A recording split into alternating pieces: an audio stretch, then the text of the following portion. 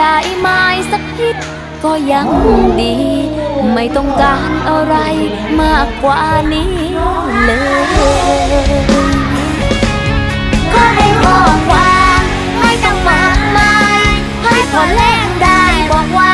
คิดถึงกันมันอาจจะเป็นแค่คำสั้นๆแต่คือกำลังใจมันอาจจะเป็นแค่คำสั้นๆแต่คือกำลังใจ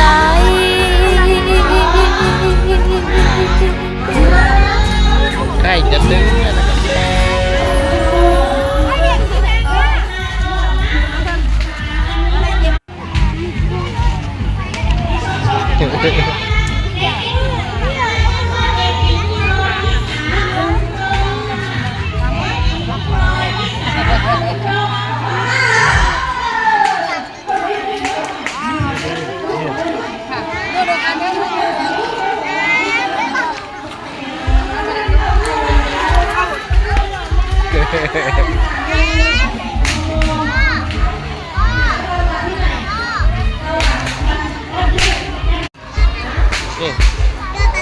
โอเคน้องไปทอดไปเร็ว